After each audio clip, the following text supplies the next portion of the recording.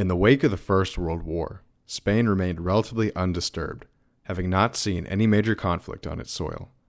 But beneath the surface lay centuries of class and regional rivalries, and as waves of communist revolution swept Europe, labor uprisings and instability laid the groundwork for a military coup in 1923. By 1931, with pressure from the Great Depression and the urban bourgeois, King Alfonso XIII establishes a republic, as land and liberal cultural reforms interfere dramatically with the way of life in the still very conservative countryside, and executions of reactionary forces escalate.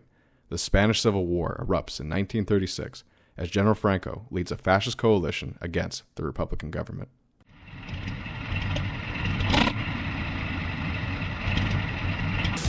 Well, I'm not a crook. I've earned everything I've got. A military-industrial complex. A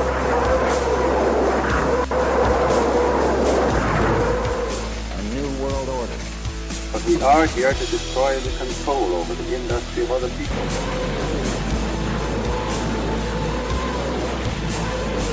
I did not trade arms for hostages. It's been time,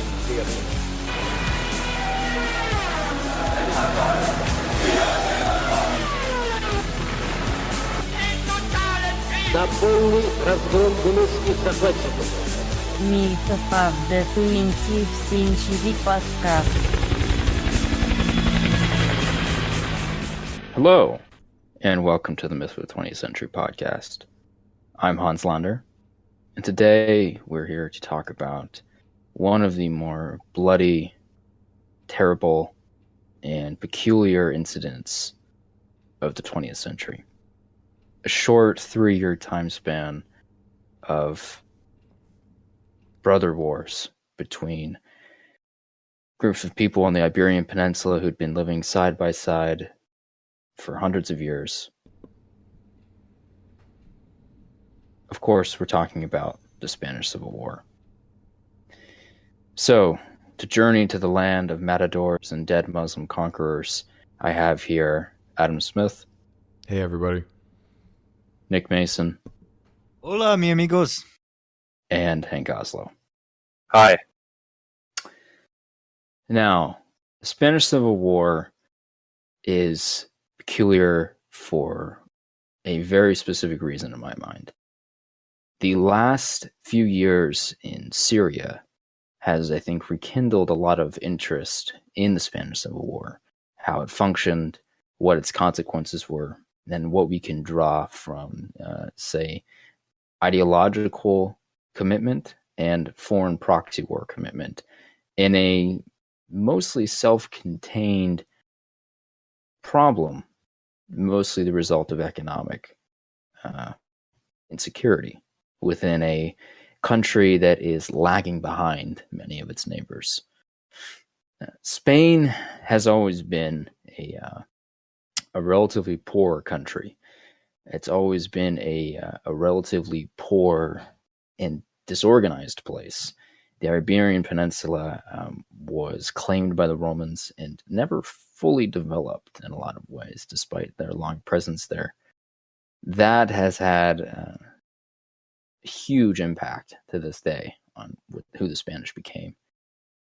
The successive Visigothic and then Muslim invasions really divided the place and created a lot of the regional identities that we see now, and a lot of the lines of secession that formed various monarchical states that create the regions that go to war against each other in many ways in this civil war through conquest by generals on both sides. But it at its core was a regional battle between various identities that were created in this strange time period between the Visigoths and the end of the Muslim rule. Now, towards the end of the 19th century, Spain was what we would call probably in today's language, a developing country, even by European standards at the time. The Spanish Empire had been mostly dead for about maybe 300 years at that point. Spain was a backwater. It had not really recovered from the Napoleonic invasions. It had not recovered from Habsburg association. and it certainly had not developed much of its manufacturing base, its interior farming land. Last week we spoke about Ukraine and the farming and agricultural situation and the rural peasant folk on the Leto von Dioth, which were these huge farming estates owned in mostly Andalusia, Extremadura. These places were very similar to what Ukraine was. So that should give you an idea of the economic situation. Inflation was always high. There were always problems with getting supply chains built. Political instability was actually very prevalent in Spain. Spain had undergone many civil wars after the 17th century.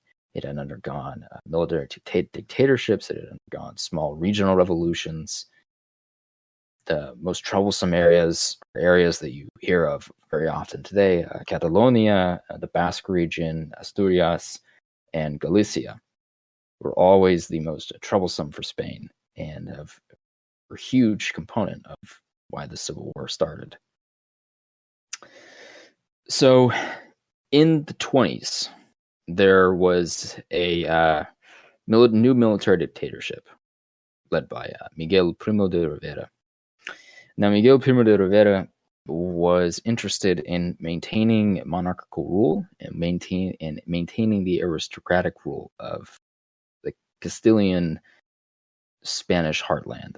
So you can think of Castile and Leon, Madrid, and many of the people from Toledo and Salamanca. These people had ruled Spain since essentially the end of the 15th century, and were not interested in giving it up. Part of the problem, and we'll see this later, was that the Basques and the Catalonians had begun to develop a large amount of industrial capacity. This would later prove essential for Franco to take in the war. But these regions slowly began partnering themselves with, let's say, far-left elements. Communists are becoming very prevalent in Spain in the 20s. The PSOE, which was the main socialist group, and their main union group, the UGT, these were the source of a lot of partisans early on. They were already causing problems. There were riots. There were small shootouts, even into the 1910s and 20s with these people. Well, I should add here that the Primo de Rivera regime came about largely because of the assassination of a cardinal in 1923. Yes. And so he was given a sanction by Alfonso XIII. Yeah. Sort of in his stead. And he went on to rule until 19. That's right. And around this time, there's a small, I guess, historical piece. The development of the Spanish Foreign Legion was put into effect. Spain was experiencing economic problems not only at home, but in the small remainder of its empire, predominantly in Spanish North Africa near Morocco. This was a region that was effectively costing Spain more than they were gaining from having it. But there was a huge aversion to losing this region, as there was a huge aversion for any European power to lose any colonies that they might have managed to acquire. Here we see the beginnings of guerrilla warfare tactics that the Spanish Foreign Legion, the Moorish Army of Africa, and General Franco, who was a colonel at the time and was slowly gaining his stripes in the Spanish army, developed. This is all going on with the slow far-left takeover of the Spanish working class and the Spanish government. It was becoming very prevalent. Once the Spanish Communist Party was established in 1921, I believe, you have the complete breakdown in an old social order between landowners of Spain, particularly in the south and in the north, and the laborers, as well as a complete economic shift in very metropolitan industrial harbor like Catalonia. There's massive economic instability everywhere. People are not really sure where they're going to get their next daily bread, and all of this is going on coterminously with a massive insurgent battle in North Africa and the rise of international communism and liberal democratic values in the post-World War I era. I had a question about this, if I may. Okay, go ahead. Yeah, go ahead, Adam. So Spain was neutral in World War One. Is that correct? They didn't really participate. Yes, Spain was largely removed from the affairs at this point. Yeah, after this, after the fall of the Spanish Empire in the 17th century until, from then on, Spain has been mostly removed from being a massive player in Europe. They had some small spats with the British, but they lost those very badly. And Spain has not really played a role in European politics outside of just being owned by other Europeans or being conquered since then. Right. So I'm wondering what the motivation was for the, I guess, landless or the workers to call for a communist revolution when they hadn't really suffered that much in the First World War, and this is before still the Depression.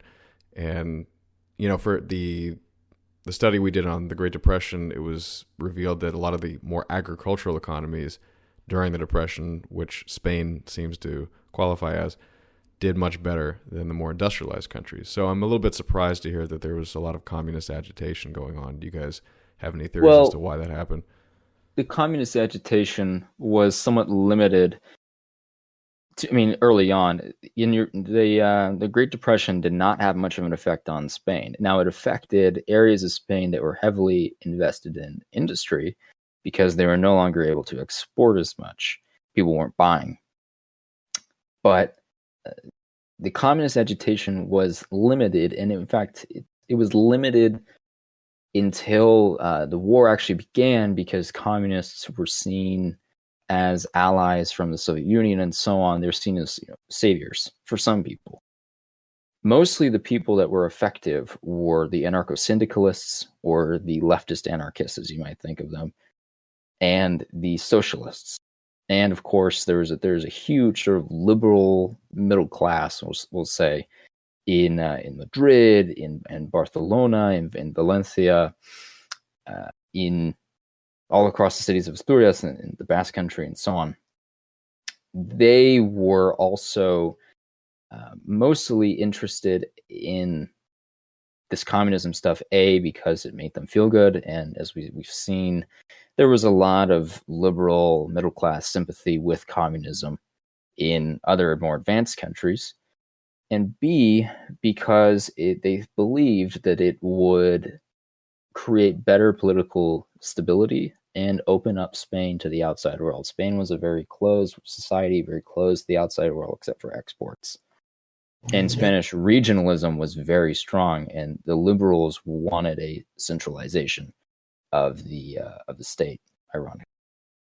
There was also some amount of anti-clerical sentiment as well, right? Yes, and we'll get to that probably next episode, the problems the church in Spain had. But suffice it to say, throughout the war and throughout this period before the war, short period before the war, the Spanish church was nearly wiped out. It was nearly destroyed, and when the Spanish monarchy was downed in 1931, the church essentially lost most of its power in the country, and a lot of the institutions that they had created to keep Spain a certain way, to keep it Spanish, you might think,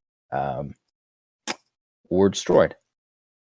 I'll get into the more complex history of leftism, broadly speaking, leftism in Spain next week. But suffice to say, for now, you had an element of the old line anarchist and socialist left that had more of a presence in Spain initially, parts of the territories that it was influential. And by old line, I mean people like Bakunin and Proudhon, and later, of course, like Sorel. So the non-Marxist socialists and the anarchists had a footing in Spain for a very long time. Spain is probably the number one country for anarchy.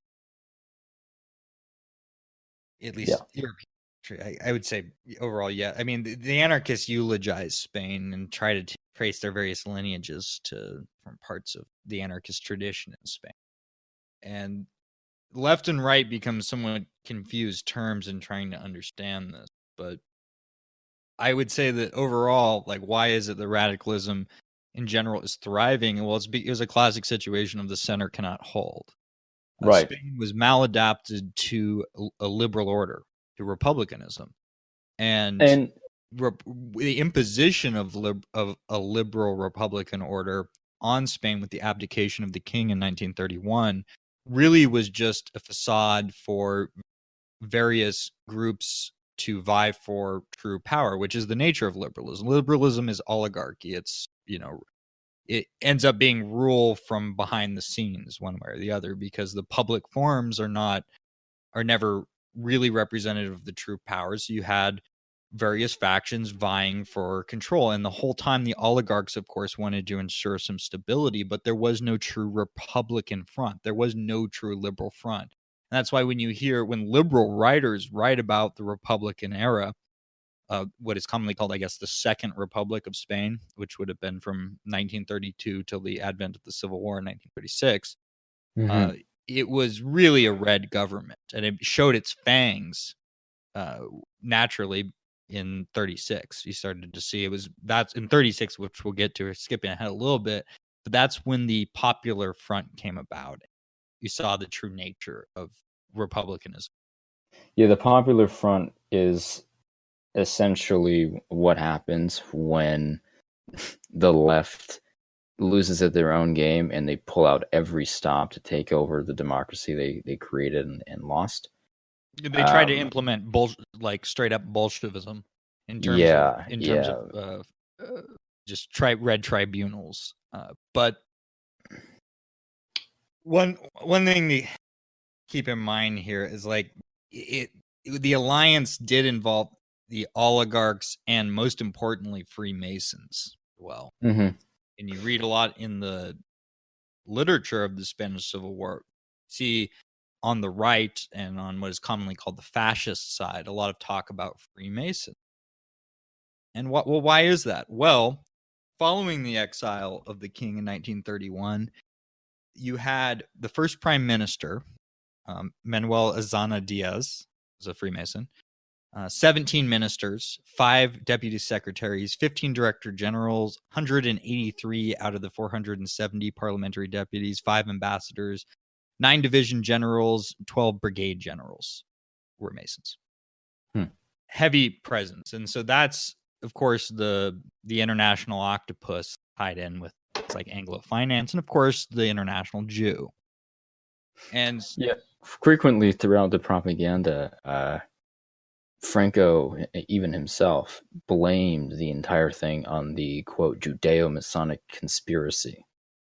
Yeah, and he was not wrong. The problem, I mean, they made some serious miscalculations when the nationalist rising finally happened.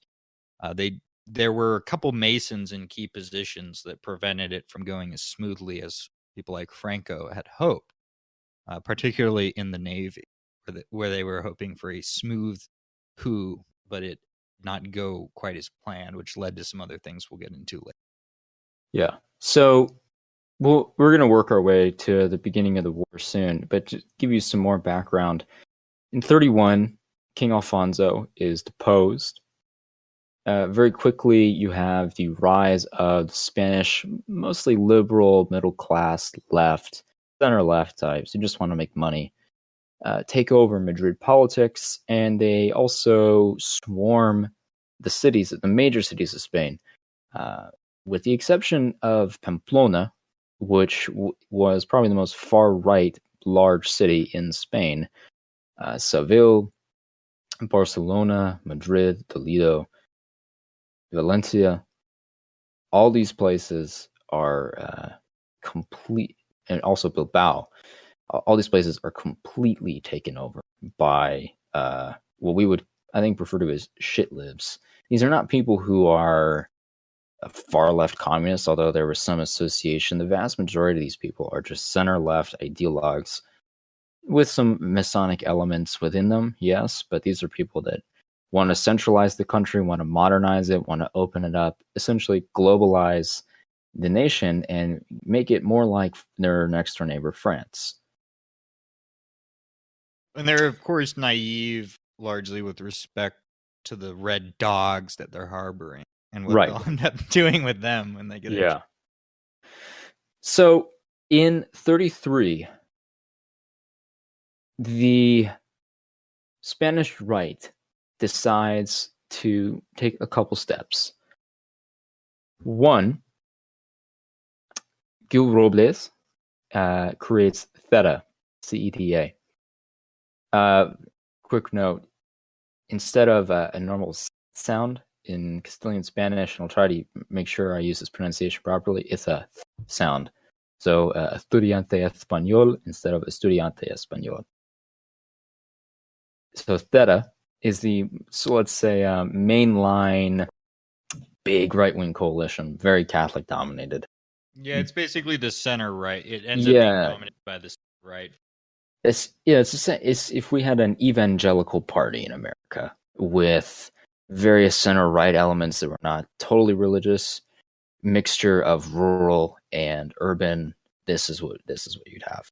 You had, I mean, we're gonna spend much of this episode sort of breaking down the elements of what you could broadly call the Spanish right. Mm-hmm. Right and left, again, real history, they become confused terms because everything has its right and its left. And said, I didn't know that, by the way, Hans, about the pronunciation of that. It came out of, because basically in 32, there was an attempted coup by the monarchists, effectively the monarchist party, which was Renovación Española. Mm-hmm. And it was completely failed. Monarchist sentiment among the bourgeois middle class was very weak. And largely the middle class was interested, the ones that weren't comfortable enough to be ideological sympathizers with kind of new progressivism. They largely just wanted, they were conservatives, as every middle class always is. They wanted protection against kind of crazy economic reform, revolution, what have you. And they also, at this time, types. So I shitlib, I mean, you could say that maybe, but these people were still Catholic. I mean, Spain was, there is no question Spain was the most traditionalist in that sense. With the exception of its neighbor, Portugal. With the exception, yes. Spain was probably the most conservative country in Western Europe. I can't remember. I'll have it for next week because I'm sure it'll come up when talking about the leftists. But there was a joke that like even the anarchists are like still Catholics. Yeah, this is a good point. These are the amount of people who are into like the liberalization of pornography, drugs, prostitution, lowering the child marriage age was already very low in Spain. Lowering it even further, encouraging all sorts of public degeneracy, removing the church from daily life through legislation. This is a very, very small group of people who are associated with a more Trotskyist and more liberalized communism. The anarcho-syndicalists, many of the blue-collar UGT types, many of the hard-line communists, these are people with families. These are working-class people who sympathize with the working-class goals of this, the left-wing revolution in Spain. These are not people who are about to like let their kid go cut off his dick and have some kind of weird pride parade in Madrid in 33. They were not up for that. But unfortunately, they were associated with a group of people in their coalitions that were. And another thing, as we get into the anti-clerical atrocities Though some of it did come from the just political machinations and reprisals and the dialectic of that time, this wasn't necessarily homegrown. The International Brigade, which was heavily Jewish, was largely responsible for most of the most severe anti-clerical atrocities. Well, it's quite bizarre to me when you type into a search engine Spanish Civil War, all the articles that come up from all these countries that really were not even geographically close to Spain. I mean, there was one that I found actually from Scotland, and then there was one it was from an international... like the U.S. Holocaust Museum. I mean, it made no sense. It was like it was an international ideological proxy war in a certain sense. I mean, for Spain, it was a struggle for Spain, but it was an international circus. Again, this is more of what we'll talk about next week. But it was probably the first big war as entertainment. If you guys know the Gang of Four song, guerrilla war struggle is the new entertainment. It was like one of the first examples of that. Some of these people made their bones international reporters. A lot of the myth-making, romanticism. Again, we'll talk about Hemingway next week. But George Orwell. That's the international side of it, and it was being lied about heavily at the time, particularly amongst the British upper class. Right. And the other major step outside of the creation of Theta. Oh wait, hold on, Hans. I wanted to give a little bit more background. So basically, after that coup, you had a guy, Don Engel Herrera, who was the leader of Catholic Action, which political arm Action Popular. He was basically ended up the leader of the center right federation. He was the one he created the CETA, and then it was then led by Jose Maria Gil Robles, who was himself very typical of conservative figures. Yeah. He had no interest in challenging the legitimacy of the republic, and he just wanted to kind of return to appease that middle class, that just typical piggish middle class mentality of just wanting to go back to the economic and social order of when things were okay, completely ignoring the deeper historical currents that could destroy everyone. Right. So the other major step taken before this massive landslide election win the right has within Spain, which drives, which pretty much makes civil war inevitable, is the creation of a little group by the son of the former dictator. You want to talk about the Falange? Yes, the Falange. Okay, Jose Antonio Primo de Rivera. I got a lot of back. I got to give. Creates the Falange in late 33. So why don't you give some information on that? The Falange is considered sort of so you're a fascist to the liberal. A fascist is anyone who is not a liberal, and also, I guess, not a communist. So Franco is a fascist to your modern liberal, but you're going to have a hard time understanding the true ideological currents of the Spanish Civil War if you label Franco a fascist. Franco was not a fascist. However, part of Franco's coalition were meaningfully fascists. The strand of fascism that took root in Spain was a national syndicalism. And if you give a sort of perennial interpretation of fascism loosely as an attempted synthesis between elements of modernism and tradition, then you could point to plenty of other places. Hungarism in Hungary, Rexism in Belgium. The list goes on of the Iron Guard in Romania. In fact, the Iron Guard in particular in Codreanu has a lot of parallels to the Falange and to Jose Antonio Primo de Rivera. The history of this is very unique and interesting when it comes to radical politics. So national syndicalism took root largely in the 1920s due to a couple of men of interest. You have Ramiro Ledesma Ramos, who had a paper, La Conquista del Estado, Conquest of the State, He was like a kind of a hapless postal clerk, and he had a very small group of followers put out this paper. You also had Jose Maria Albañana, he created what was the Spanish National Party, and he had like sort of a street fighting crew of they were called the Legioneros de Albañana. He was eventually, like, when the coup happened, he was banned. Well, he was banned, I guess, earlier getting in fights, but he had to flee Portugal. And then you had Ramos stuck around for quite some time. In fact, he was quite a character. I have a good. He eventually ran out of money for his paper by 31, but he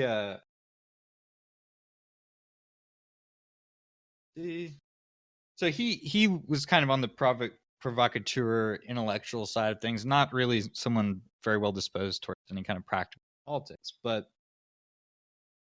he put forward, he would have things say like this, kind of: the new state will be constructive, creative. It will supplant individuals and groups, and the ultimate sovereignty will reside in it and only in it. We defend, therefore, panstatism. We advocate the exaltation of the universities, the supreme creative organ of scientific and cultural values. We advocate articulation of the very districts of Spain. The basic reality of Spain is not Madrid, but the provinces. Our most radical impulse must consist then in connecting and encouraging the vital forces of the provinces. Syndication of economic forces will be obligatory and in each instance bound to the highest ends of the state. The state will discipline and will guarantee production at all times. Our primary goal is revolutionary efficiency. Therefore, we do not seek votes, but audacious and valiant minorities. We favor the politician with a military sense of responsibility and combativeness. Our organization will be founded on the basis of cynical cells and political cells. And then here's a good sort of chant he had. He kind of provocative rhetoric. See, it's: long live the new world of the 20th century. Long live fascist Italy. Long live Soviet Russia. Long live Hitler's Germany. Long live the Spain we will make, and down with the bourgeois parliamentary democracy. It's kind of funny. I mean, there was a good amount of influence on him, I think, by another total character, who would be Ernesto Jimenez Caballero, who was kind of like he was kind of like a denuncia, as some have compared him to, and also like what's his name, who founded Marionetti, who founded Italian Futurism. He was definitely much more in the sort of aesthetic, literary, intellectual side of things. He would say all kinds of outrageous things himself. But these were sort of the guys on the scene. I mean, they went on. I mean, these abortive papers, and then you had one more guy on the scene who is of interest, the Onísimo Redondo Ortega, who was from a peasant family in the Castilian capital of Valladolid. Is that right, Hans? I did pronounce it. Valladolid. I don't know. Right, but he. Let's go with that. Yeah, he ended up kind of agitating on behalf of like the sugar beet farmers, and he was instrumental in forming what would eventually be folded into what would be called the Falange for short. These names get long. In 31, he formed what was called Juntas Castellanas de Acción Hispánica, which he then, so first he combines this with the postal clerk I mentioned. Sorry, I struggle sometimes with his names. Ledesima. And they combined forces to form an organization that would be called for short Jons, Jons. They called Jonistas. And it was sort of a Juntas de Ofensiva Nacional Sindicalista. And this is where the famous slogans, Arriba, Arriba España, una, grande y libre. And that is where they adopted the red and the black of the anarcho-syndicalists. And they superimposed that on that the monarchical arrows and of Isabella, Ferdinand and Isabella. You have anything to say about that, Hans? The symbolism of Not much to say on that. I mean, I think you've covered it. I mean, well. So basically, they were trying to do the very difficult task of the 20th. See it elsewhere in other European movements of the revolutionary national idea. It's that attempt to blend radical, particularly radical economic views of modernism, a strand of socialism, with tradition. So you had a red and the black of the anarcho-syndicalists. Superimposed on that were the arrows, which would come to be known as the Flange, because they didn't really have a lot of influence at the time. They were definitely strapped for cash, and eventually they would hook up with Jose Antonio Primo de Rivera, who, as Hans was mentioning, was the son of the general. He was born in 1903, the upper middle class military family, which was, the family itself was prominent in Andalusia, having sort of married in with various prominent merchant and landowning families. And his father did in fact die in 1930s, after he had to step down, making Jose Antonio the third Marquis. And he was educated in law, which was a very common thing amongst sort of class back, and studied largely literature and poetry. He was a poet himself. I'm very much biased in talking about this guy. He's very much a man after my own heart. Better man, but nonetheless, I sympathize very much with his sort of personal intellectual development, where he was coming from, and ultimately his way in which his worldview finally coalesced. He was a charming guy.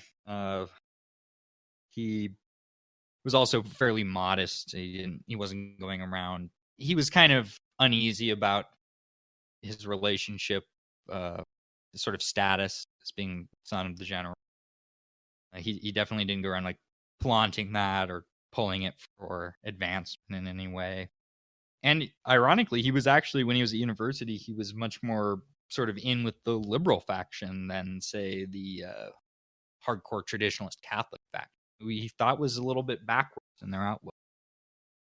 And that he never changed on. But slowly he began to hate the liberals, particularly their attitude towards his father, who did in fact try to modernize aspects of the country, tried to engage in infrastructure projects and things of that sort. Tried to stay out of politics for a while, but he started to get sucked in, and he began reading the sort of big works of the time, being, of course, Spengler, Marx, Lenin, and of course Ortega y Gasset book, which I guess wasn't out at the time. The book came out in 1930, I believe, which was Revolt of the Masses, which is a good book, actually. And so he did eventually enter politics, formal politics. At the beginning, it was sort of a sense of, you might say, like a filial obligation. People were saying bad things about his father, kind of felt obligated to get in. Fix the record, and so he joined with the sort of prominent monarchist group at the time, which was Union Monarchia, Monarchis, Monarch. Yeah, I mean they were general monarchists, pro Alfonso. They were not particularly peculiar in any other way. to quote from Stanley Payne in his intellectual development, he speculated at length on the ambivalence of modern freedom, which enfranchised the masses but offered no shelter for cultural values, which vastly increased national wealth but so grossly maldistributed it that only a cataclysmic class revolution seemed able to remove the inequities. To him, the liberal emphasis on abstract equality and internationalism seemed to obliterate the national, regional, and individual differences that had made European culture so rich. So in other words, he figured it out. He started to understand the modern problem.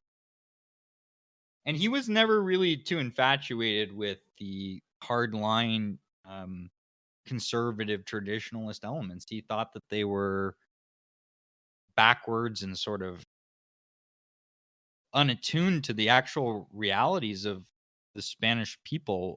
I mean, you have at this time some 11 million workers and peasants. You had 8 million of them living in total poverty, and 2 million of them having their own land. Though coming from the upper middle class himself, he was in fact sympathetic to the people of Spain. One of the famous quotes of his is, "The rich have no nation." But anyways, he was sort of dipping his toes into politics, but studying more and more, and he understood he would decry the intellectual positivism and political liberalism. He was against the Republican government of 32, gave a lot of sort of they put forward statutes on religious autonomy. He was against this because the goal was a unit. They were looking for people on the sort of syndicalist, the right side of syndicalism. They were looking to syndicalism to provide the sort of backbone for a unity of Spain. And briefly, you had a paper appear, and by briefly, I mean after one issue, it was confiscated and banned in 1933, the El Fascio. And he put out an article for this. He got in with a guy, an aviator named Ruiz de Alda, and started to get into talks with Ledesma, the postal clerk I mentioned, who is the founder of John's. And he wanted to maybe see what could be done about that, because creating a party. De Rivera wasn't really interested in being the leader of anything initially. That wasn't his goal. He didn't really feel like his temperament and interests were suited for that. But those initial talks broke off, only to come back later to union that would in fact happen. But in 1933, things were starting to get a little bit, the liberal, the so-called Republican, the liberal order was starting to show its fangs a little bit. They were going around rounding up radicals of various stripes, be they suspected fascists or other political radicals. Yeah, the immediate aftermath of what comes in soon after the political victory, kind of get us a little bit back on track here, is in 33, the Spanish right actually manages to control the majority of seats in the Spanish government. But the left starts throwing all kinds of legislative obstacles at them, starts removing their ability to make policy, even though they were able to make some policies reversing everything that had been done since 31, or a lot of what had been done, with the exception of bringing back the king. However, in 36, very early 36, the socialists, middle-class liberals, communists, the anarchists, everyone from the center to the left, to the far left, to the communists, decide that they need to prevent the right from continuing to dismantle the social revolution. So in the large elections, in February of 36, the Popular Front, as it was called, with people like Manuel Anzana, who I think you said was a Freemason, if I remember correctly. Yes. You had Zamora, you had Lago Caballero, who'd take over later. These guys are either Masonic, they're far-left communists, or they had been in the case of Caballero, in the socialist scene, of the very far-left socialist scene of Spain for decades at this point. Before we do 36, though, because 36 is the year the madness begins in every respect. Right. But it's also the political breakdown of public. And the political breakdown had already started. I mean, the government, ironically, in 34 and in 30 and prior to this as well, had a series of small skirmishes that led to hundreds of deaths in Andalusia, in Asturias, in Catalonia. There were a lot of inter-left battles between the Republican government before the Civil War started and various anarchist and very far left organizations that felt that the Republican government wasn't going fast enough, that the Republican government had betrayed them, that they hadn't immediately collectivized all land in the country like they had somewhat promised they would.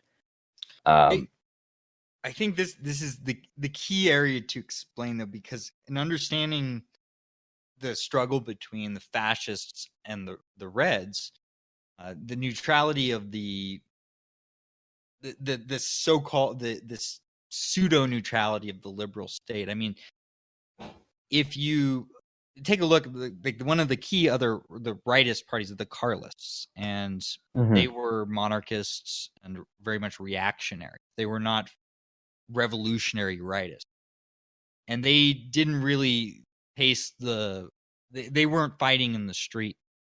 Falange, and just to give you an idea of what, because you have to understand, this freaked them out. This freaked out the left, and it freaked out the liberals. The watermelon liberals, the ones that are really just red on the inside, because he was hitting. Primo de Rivera was hitting the capitalists and the communists. He was taking a genuine third position. Him quoting from the man himself: "Fascism is not a tactic of violence; it's an idea, a unity. Fascism was born to inspire a faith not of the right, which at bottom aspires to conserve everything, even the unjust, or of the left, which at bottom aspires to destroy everything, even the good, but a collective integral national faith. A fascist state is not created by the triumph of either the strongest or the most numerous party, which is not the right one for being the most numerous, though stupid suffrage may say otherwise, but by a triumph of a principle of order common to all, a constant national sentiment, of which the state is the organ. If anything truly deserves to be called a worker state, it is the fascist state. Therefore, in the fascist state, and the workers will come to realize this no matter what, the workers' syndicates are directly elevated to the dignity of organs of the state. One achieves true human dignity only when one serves. Only he is great who subjects himself to the taking part in the achievement of a task." And the predecessors to Primo de Rivera, who were putting forward a national syndicalism, both of them had studied in Germany, were aware of national socialism. Right. And this led to there was some bitter factionalism in the Falange. There were some splits that took place in 34 and 5. But Primo de Rivera was eventually elected to a formal seat. Of course, this was basically denied to him because this was 36 when the madness began. But right. there were fights in the streets. I mean, by 34, there were 9 Phalangists had been killed, and by 36, it was around 40. This had started when Reds had opened fire on 3 young Phalangists selling papers, and Phalange had to form a militia of itself called the Blood Phalange. And Jose Antonio himself was not in favor of violence, but he couldn't really control what had set in. It was it just freaked these people out.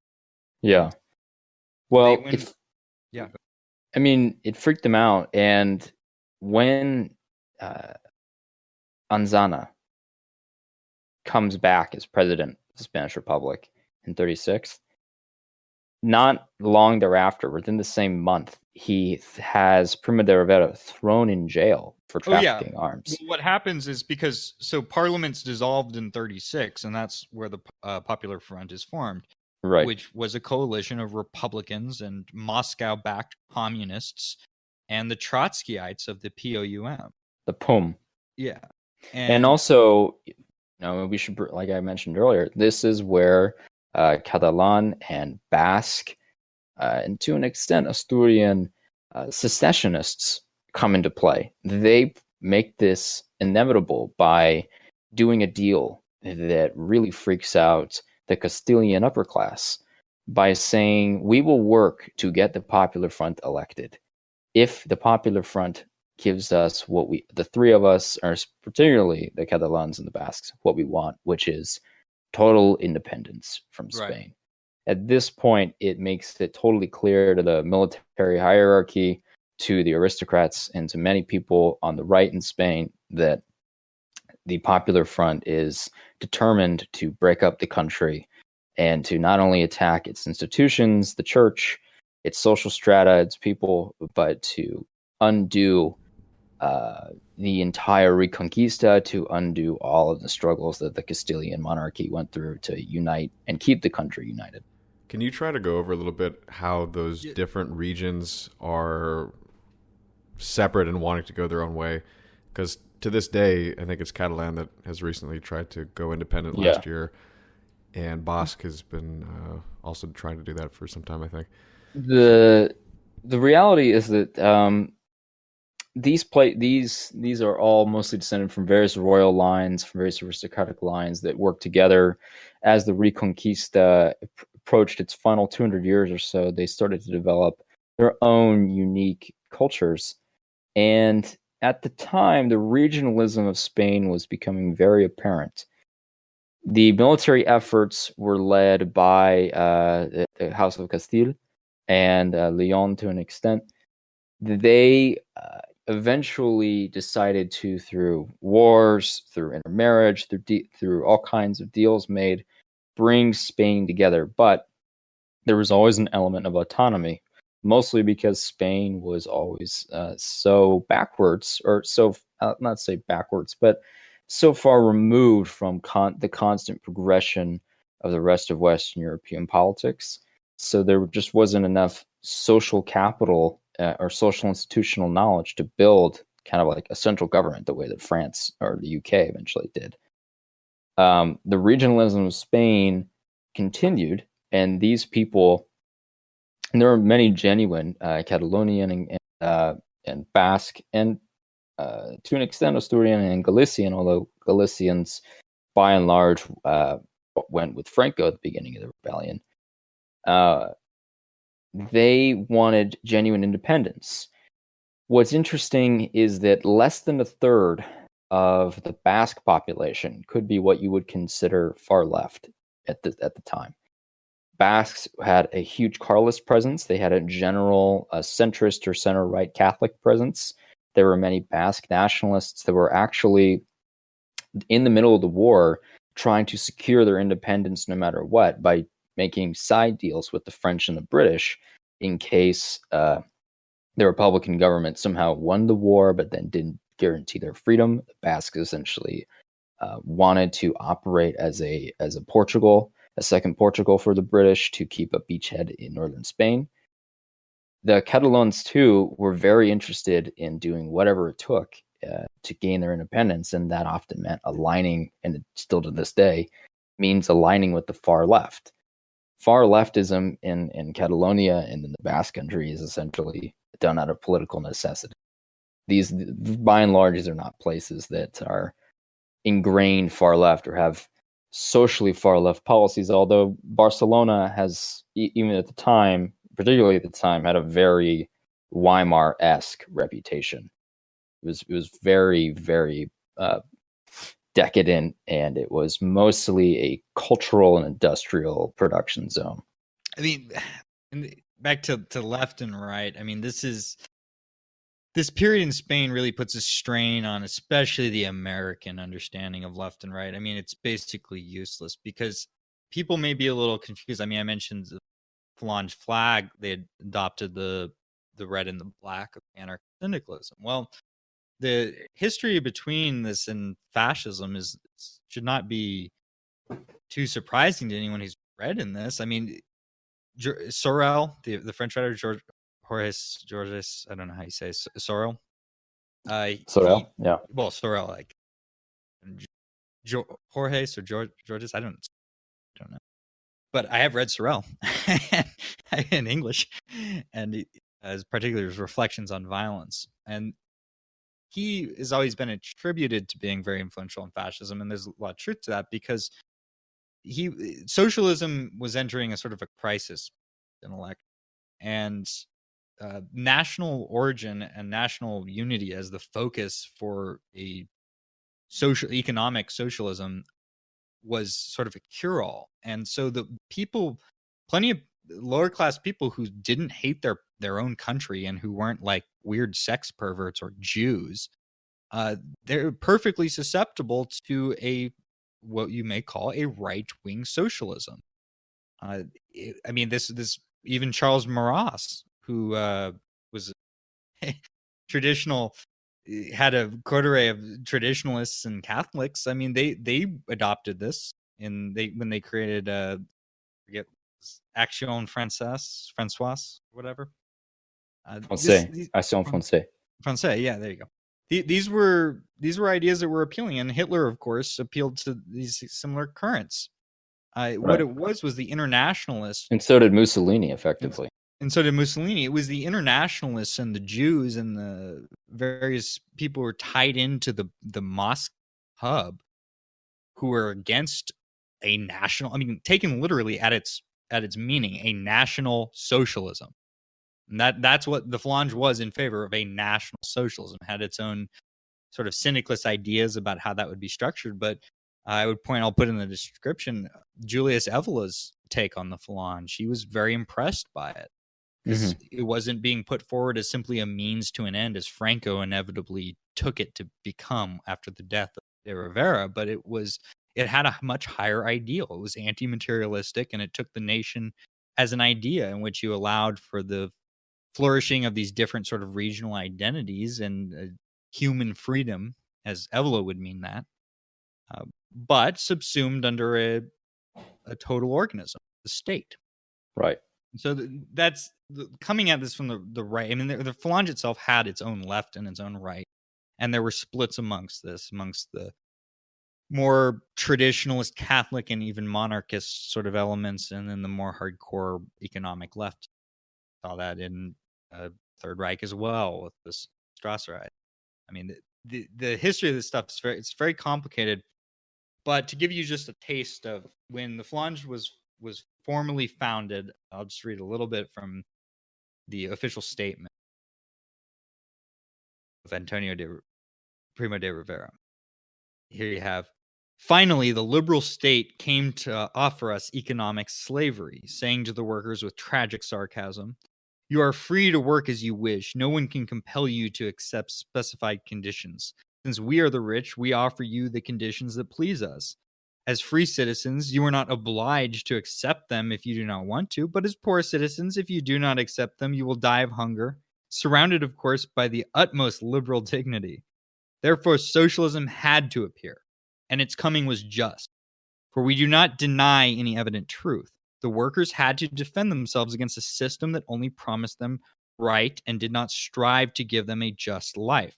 However, socialism, which was a legitimate reaction against liberal slavery, went astray because it resulted first in the materialist interpretation of life and history, second, in a sense of reprisal, and third, in the proclamation of the dogma of class struggle." And he goes on to quite well. I'll cut it out there because we have a lot to talk about. But I just wanted to give you a taste of the ideology Falange and where Primo de Rivera was coming from, and to better understand why they killed him, because they killed him. What happened next was we're getting into the madness of 36. Parliament was dissolved, and the Popular Front was formed, and they won the majority in the Cortes, I believe it's called, right? Mm-hmm. And the ineffectual, conservative, traditionalist Catholic types who, in their typical stubborn intransigence, they form a block, and they can't understand the new idea, of course. And so the Falange enters the ticket alone. And he is able to finally win a seat in Cuenca. And the left majority, first thing they do when they get into power is they grant amnesty to leftist terrorists from the past decade. People who had, bombed and burned churches or, what have you. And of course, this is taken as pseudo-official sanction of a new terror wave. So back to burning churches and shooting the ineffectual conservatives, and the people doing the fighting in the streets were, of course, the Reds and the Falange. Mm-hmm. And so he did win, and the Popular Front, of course, freaks out and uses their majority to effectively deny him his seat. And in the meantime, yes, the terror escalates. You have 10 church burnings and 5 demolitions of public crosses, 61 killed, 224 wounded, 74 bombings, 15 strikes. And I read that they outlawed Catholic education, which shocked me. Yes. They not only did that, I mean, at one point this is when they start going full tilt, and this is what drives Franco and Mola and these other guys to say it's now or never, otherwise they're going to completely brainwash the population. They remove Catholicism from education, and then immediately have the Spanish intellectuals from Madrid and Barcelona go out to the countryside of Spain, to Navarra, to Aragon, to Andalusia, and we need to teach these young children in the countryside about the beauties of cosmopolitanism. Yeah, people utterly despised by Jose Antonio. They start having the children attend plays written by these urban intellectuals who are partying with drug addicts and communists and trannies. And it starts to completely destroy any chance of a civic solution to the very real divide in Spanish political life. And Rivera and his guys in the Falange decide that, you know what? You know who needs to start going first? It's the intellectuals. It's the politicians. It's the people who are poisoning this country. And it's their buddies in the assault guard and in the military who are protecting them. So the Falange starts conducting a series of assassinations and attacks to essentially counter-assault all of the attacks on Spanish institutions made by the left, including violent ones. And not really sanctioned by de Rivera, though. No, I mean, kind of took their natural course. Yeah, it's not like they had cell phones at the time. He could call up someone. Is what I mean to point out. It wasn't like they were conspiring to set off a coup or to start the national revolution. No, Rivera's position was to wait and to build strength. So Rivera is thrown in jail for he's trafficking arms with the Italians. Well, so what happens? We should get into. Yeah, well, that is the charge. So the Falange is banned and leaders are arrested. And then what happens is, because the liberal pig order is freaking out about this stuff, and they want to go full Bolshevik, because that's who really ran them, which is not something the liberal writers will point out. Liberal writers like say Anthony Beaver, they'll describe the liberal Republican regime as weak and ineffectual and stuff, but they don't really point out the extent to which it was dominated by Reds. And so they outlaw gun ownership, worried that someone might be able to do something once they go full Bolshevik and defend themselves against the red pigs. So guns are outlawed, and around this time, Jose Antonio is arrested. And typically there would be given a sort of a grace period of, I believe, like 15 days for you to turn your gun in, the civil guard. And he's in prison, and they have, people coming in and out of his place, and a policeman, your friendly policeman, a Cristobal Pinazo, who was apparently among the police, he was on the red end of the spectrum. He's definitely a sympathizer with the Reds, and so he pulled out 2 pistols from Jose Antonio's flat, one of which was established to not even have belonged to him, and the other's origin not really clear. But regardless, like, this was during the period where he should legitimately have been given leeway to turn his guns into the liberal. Right. But so, of course, and by the way, I should add that the courts had upheld the legality of the Falange, the Supreme Court in Spain. However, the liberal government ignores this. So he should be given a sort of an immunity as a politician, as an elected politician, from what is obviously naked political persecution. So he's found guilty in 1936 of illegal possession of a gun.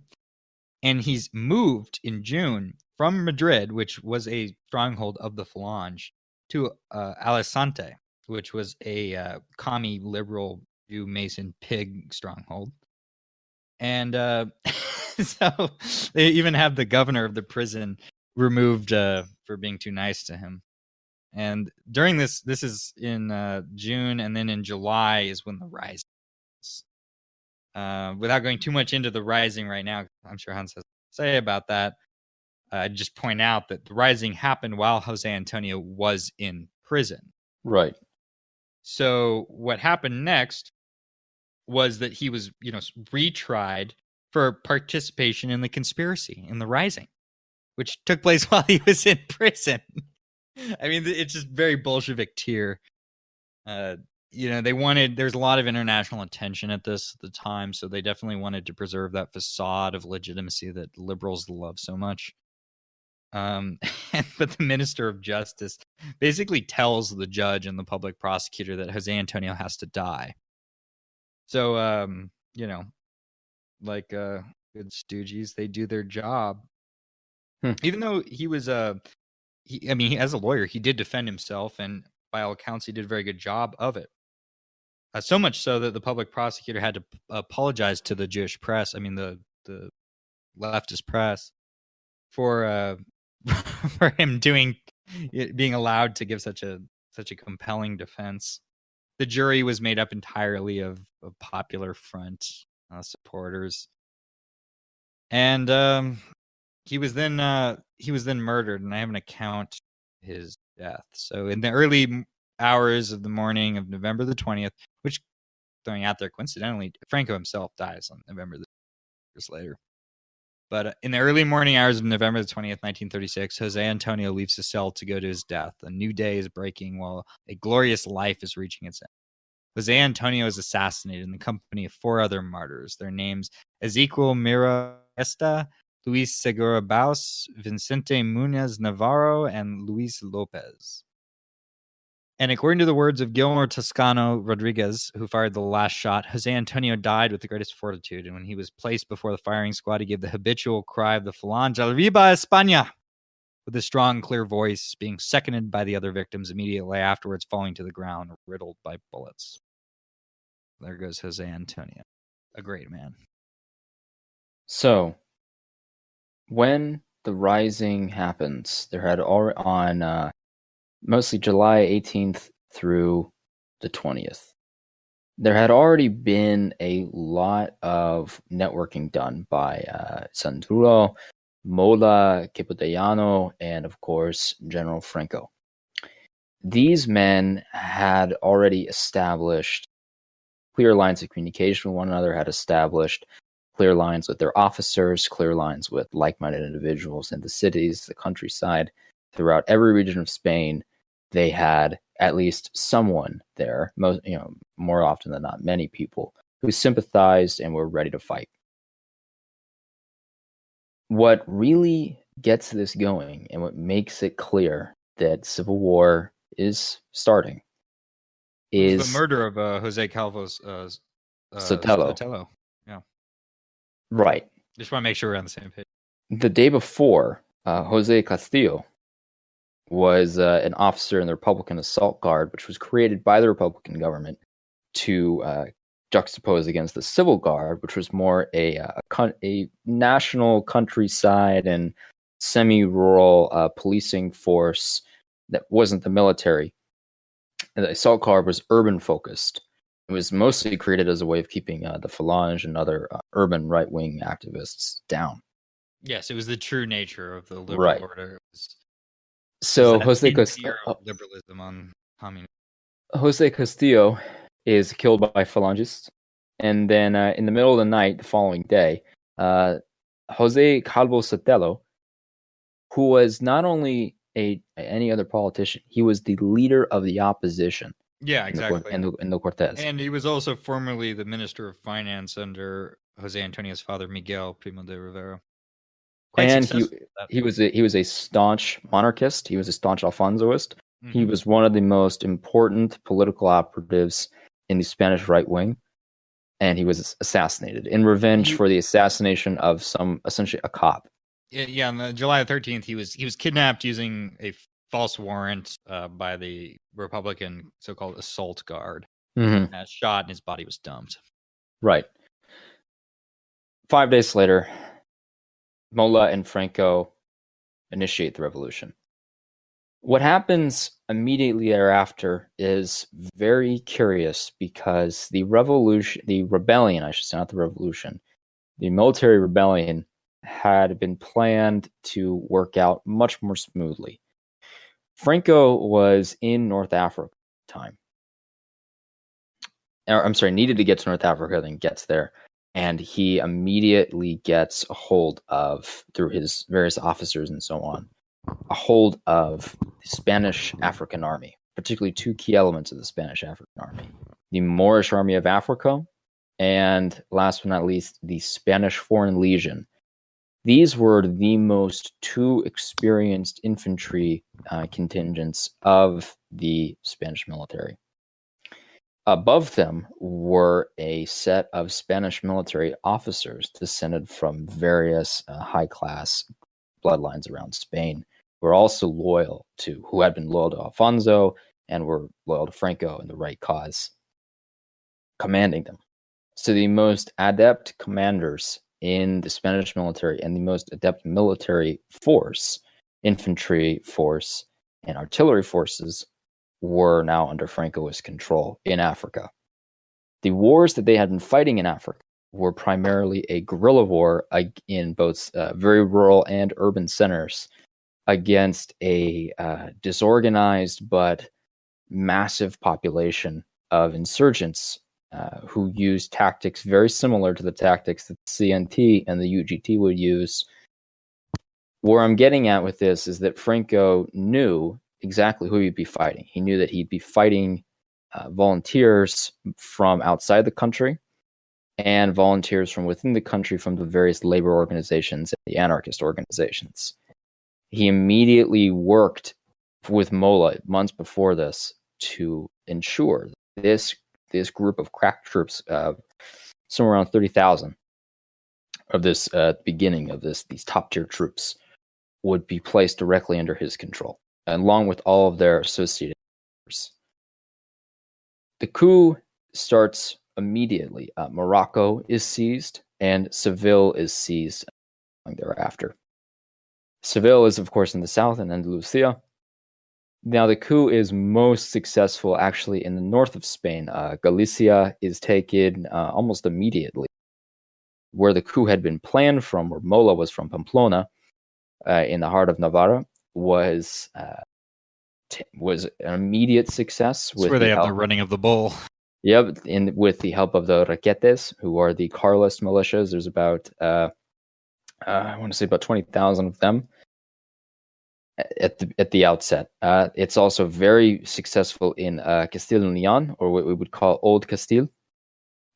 And it is somewhat successful in other parts of Andalusia, And there are a lot of immediate revolts in Madrid, in Barcelona, in Aragon, in the Basque Country.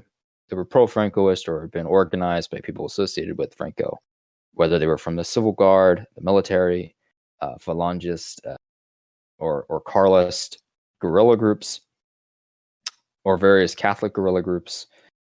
Most of them were put down very heavily.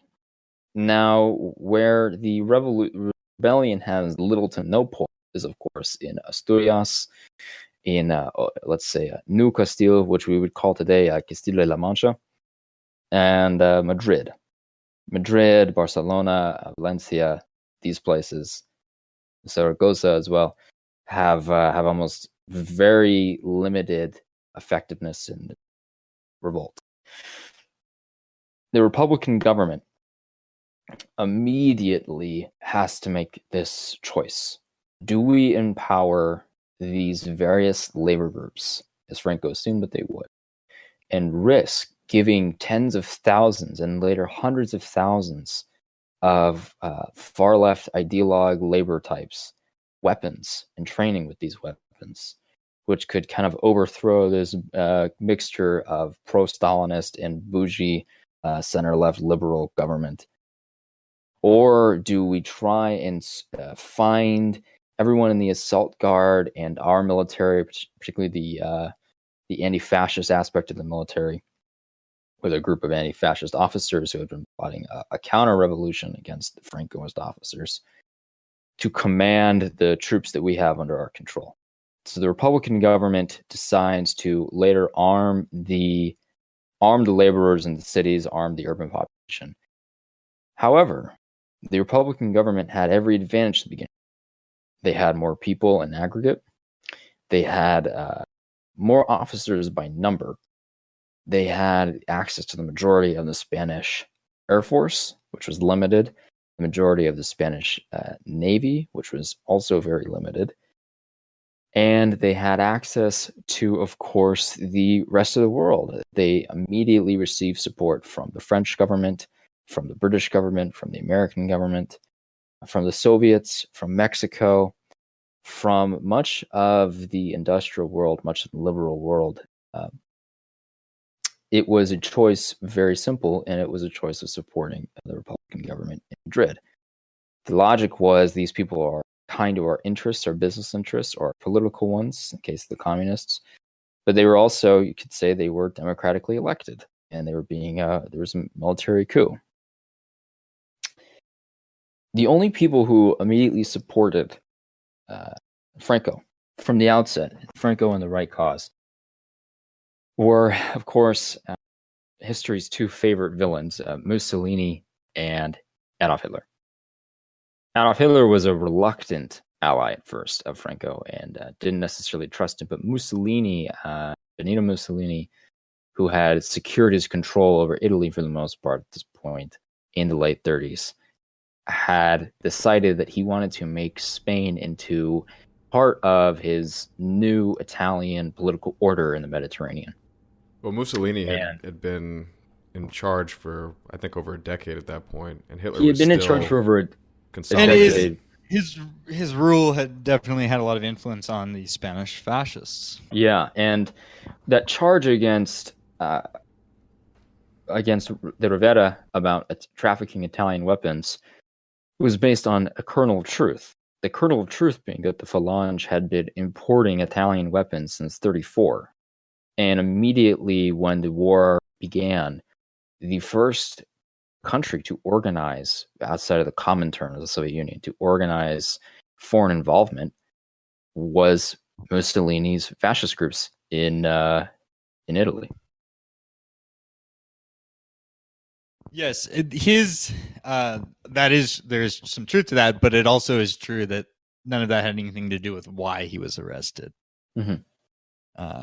I'm curious actually when that association was even brought up, but neither here nor there, I guess. But because again, these were two. They found two pistols in his apartment. This wasn't like a cache of arms for the Falange militia or something. This is this is a political hit job because they wanted it suppressed because it was an effective organization. But I don't think I was fully clear on how youthful the Phalange was. I mean, I think the estimates are upwards of like 70% of its membership was under the age of 21.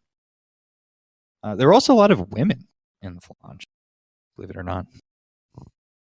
Interesting. His sister carried on much of the Phalange ideology after. I think we'll end up having talked about this a little bit more in the kind of aftermath next week. But the way, so first of all, Franco eventually does fold the Phalange and the Carlists into one unit, which adopted. The Phalange were known for their blue shirts and the Carlists for red berets. So the uniform is then combined into exactly that, a blue shirt with a red beret. And his sister... These were joined later under the FET. Yes, exactly correct. Yes. His sister, interestingly enough, the oddball sort of proto-Spanish fascist, I meant Jimenez Caballero, he actually tried to get his sister, whose name I believe was Pina. I could be wrong about that. Pia, one of the two. He actually tried to organize a marriage between her and Adolf Hitler to create like a sort of a new royalty, a new pan-European fascist royalty. Of course, that didn't happen, but it's just an interesting side note. So when the revolt begins and really starts to get underway, it becomes clear that Franco is going to push towards Madrid. He immediately decides to take a few actions. Reaches out to Adolf Hitler with a simple request: help us to use Junker 52 aircraft, to airlift massive amounts of the Army of Africa and the Spanish Foreign Legion. Because they were originally, as I had alluded to earlier with respect to the Navy, they were counting on, when the Rising occurred, that the Navy would be, well, pardon the pun, but on deck. Right. The majority of Spanish naval officers were pro-Franco and were very loyalist to the Alfonso monarchy.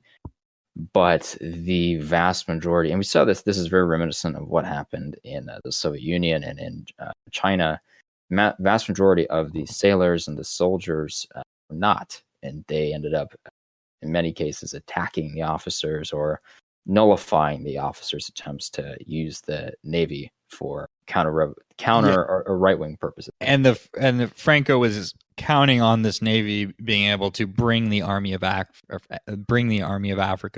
to Spain from North Africa. Right. And so when that failed, they had to rely on an airlift, which was, by the way, I think the first active military airlift ever conducted. That's right. At this scale. At the scale. I mean, I'm sure the militaries had done training drills of that kind of thing, but in operations, an airlift being conducted. So Franco has a very simple strategy. It is secure and the heartland of Andalusia and Extremadura to prevent the Republican government from having access to that farmland, and B, to secure the border with Portugal. Portugal was under the rule of Salazar at the time. Salazar was a very staunch anti-communist and was very keen to support Franco, although he had a very delicate political problem in his country with the communists. Over the course of the war, several thousand Portuguese volunteers, quote unquote, would work with Franco inside of Spain. But securing the Portuguese border meant that Franco could cut off any lines of communication or any lines of supply between the communists in both countries, both Portugal and Spain, and ensure that he had clean access to all of the Portuguese resources and a port or ports removed from far removed from Spanish Republican naval forces, because the Portuguese Navy was strong enough to keep Spanish Republican naval forces at least away from the Portuguese ports. So this involved utilizing the Spanish Foreign Legion, but all very much the Moorish Army of Africa in Andalusia and keep suppressing counter-revolt in Seville, in Merida, in Badajoz. And these were some of the more ugly aspects of the war. This is where Franco lets these shock troopers that had gained a lot of experience fighting before, he allows them to essentially let loose. What entails from there is essentially mass murder, mass rape, mass suppression of the population to ensure victory and to hold on to Andalusia as much as possible. And also to link up with the Spanish forces in the north of the country, which had been somewhat isolated because many of the planned revolts in these cities he now had to take with extreme force did not go as planned. Yeah, the Moors begin to commit mass atrocities and gang rapes on a very wide scale. Right. As should surprise no one. And it's not as if this was unmatched. I mean, on the other side, when the revolt started, there were a series of Cheka-style execution squads going around and killing people who were thought to be right-wing associates in Barcelona, in Zaragoza, in Madrid, in Toledo. Yes, there was at least in Madrid alone, 50,000 were killed, and more in Barcelona. The numbers in these early days were up to 300,000. And the liberal writers on this stuff kvetch about the post-war reprisal killings that they can't even come up with numbers as high as 300,000 in the post-war years. I thought I'd read about 300,000. Say what? I thought the leftists had accused the Franco regime of killing approximately 300,000. If I recall correctly, I believe the number is around 240,000. But okay. So,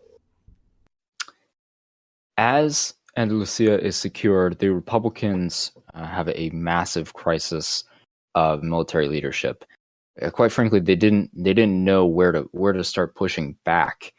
There were several attempts, essentially, at just holding on to key areas, predominantly because they lacked military leadership. They had to retreat from Madrid pretty quickly into this. Well, they had to retreat to Madrid very, very quickly. I mean, the majority of this war is essentially a prolonged siege with massive battles interspersed throughout around Madrid by Francoist and Italian forces. And this was done mostly intentionally to keep the Republicans occupied with the propaganda battle of who holds Madrid. Right. But again, there was a lack of military leadership and a lack of experience.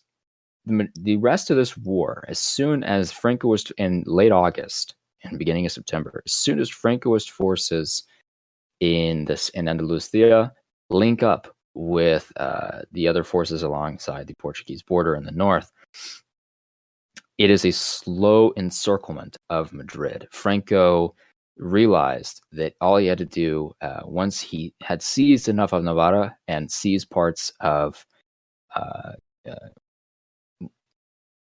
seized small parts of the Basque Country and Asturias, he had cut the Republican regime in half. Now the Basques and Asturias and what we would call at the time Santander, these places are totally cut off from Madrid and the Catalonians, and the small amount of naval forces that Franco had and the Portuguese navy made it almost impossible for the Republicans to get their navy around the other side of Spain and supply these areas. They had to go through France. So immediately after linking up with the Portuguese forces, or the forces alongside the Portuguese border, what's it called? Franco had another strategy in the end, or towards the end of 36. He had to secure the French border. Now, securing the French border was powerful because of what was actually coming out of France. What was coming out of France was implicit support from the French Republican government but also mass numbers of volunteers from the rest of Europe were pouring through France, and the French Comintern was working through the French border to supply weapons from the Soviet Union, including tanks. Tu-26s were active inside of Spain during the Civil War. The Francoists never really possessed that kind of armory. They mostly relied on light assault vehicles that they had themselves, or that they had delivered to them by the Germans and the Italians. This is an important point, and it will become very important in the Saragossa campaign in 1937. Franco did not have the armor that the Republican government did, and for the majority, they did not have the numbers. Franco had good officers and good soldiers, very, very adept at improvisation. The most adept at improvisation, again, were the Spanish Foreign Legion. Now, the Spanish Foreign Legion had received, at the time, modern military training and structured themselves in small regiments, in small battalions, I should say, that were very mobile, very adept at moving through all kinds of weather anomalies, all kinds of countryside and urban zones. And in each battalion had very mobile and well-trained artillery officers. They were the ultimate shock troopers, essentially, in the combat sense. The ultimate shock troopers in the outside of combat sense, in the terror sense, were the Moorish Army of Africa. They were more terrifying outside of battle than they were inside of battle. The people who did a lot of the hard work in this battle early on were the Spanish Foreign Legion. Who are these guys, you might be thinking? Now, these guys are very similar to the French Foreign Legion. They were structured almost entirely similarly. They had actually been built out predominantly by Alfonso. So they were loyal to a man who had thrown out of his job, or thrown out of his divine right to be king of Spain. And they were seeking to have him returned and have his rule returned, because that was who had given them this life. These were men commanded by the best Spanish military officers that Spain had to offer, that had come from other parts of Europe, but were mostly actually from from Spain.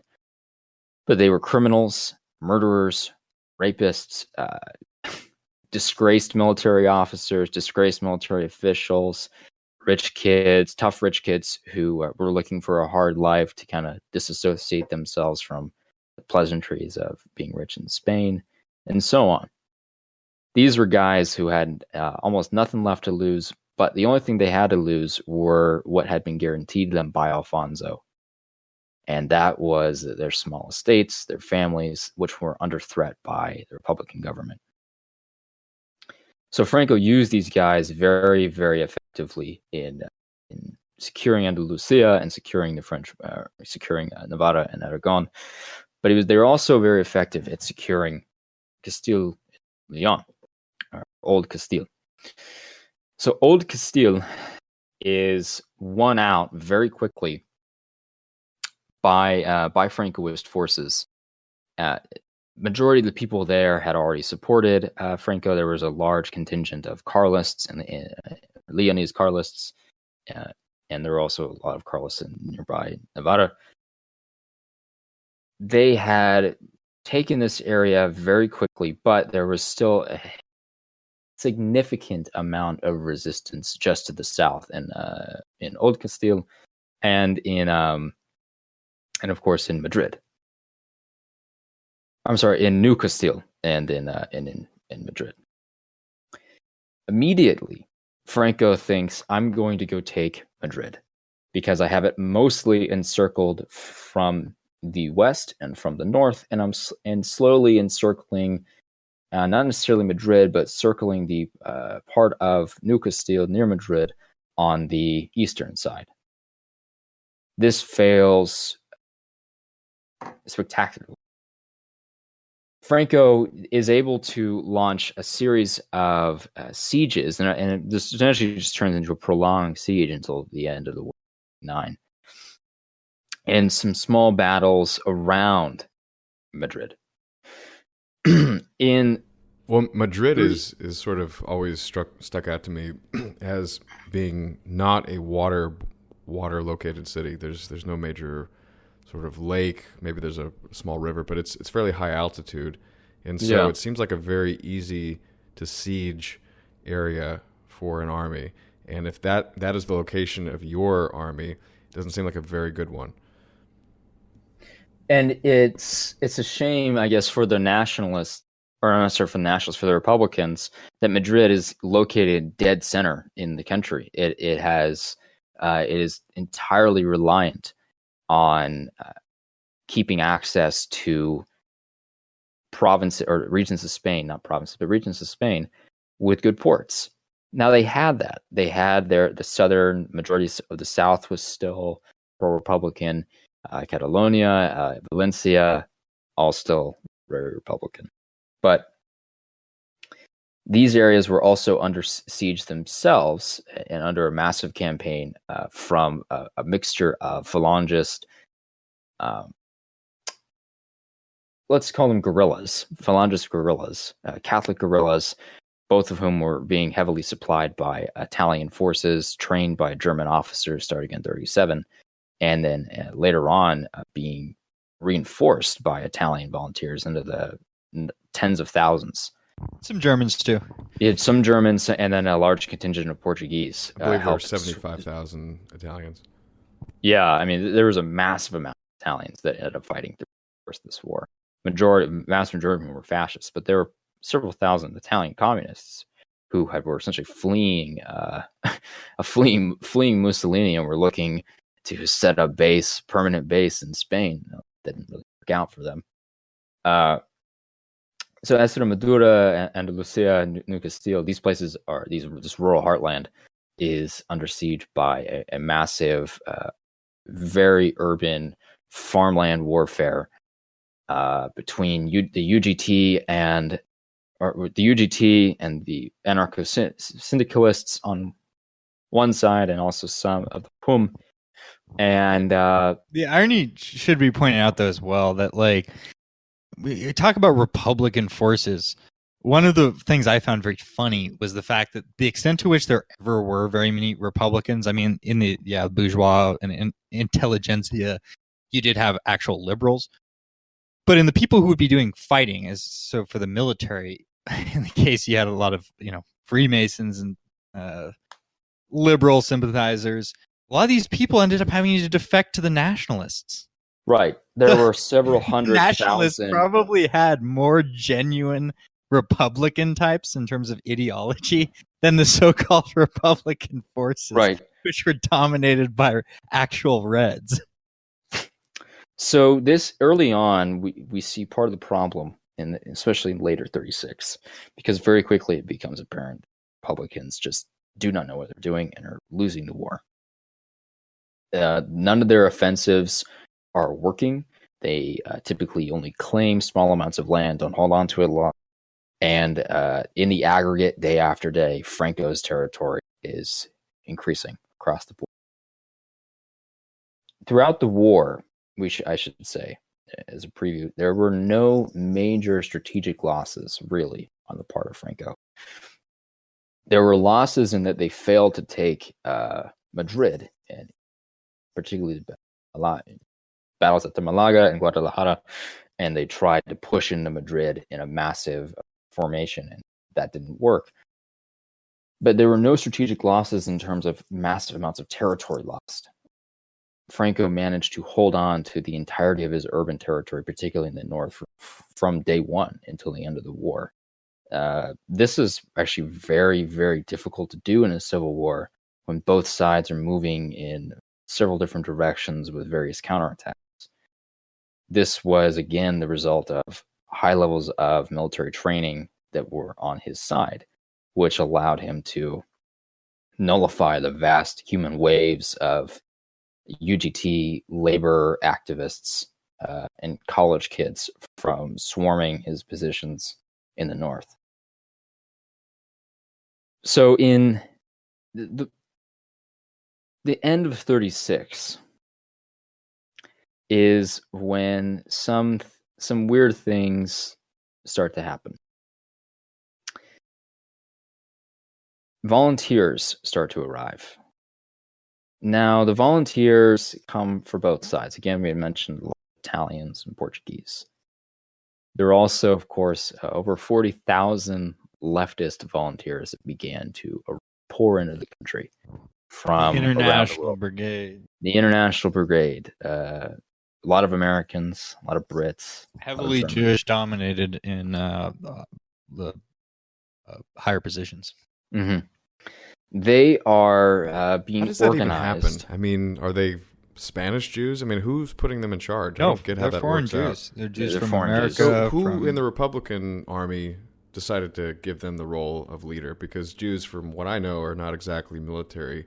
They people, weren't given. so- They weren't given a leadership role for the most part. They were. I mean, in the case of the United States, there were a lot of Jews in the rank and file of these volunteers. It wasn't necessarily Jewish leadership. The leadership of both sides remained. I mean, they were connected to, particularly the left were connected to the Soviet Union, but they were thoroughly Spanish. Both sides were thoroughly Spanish. So when these volunteers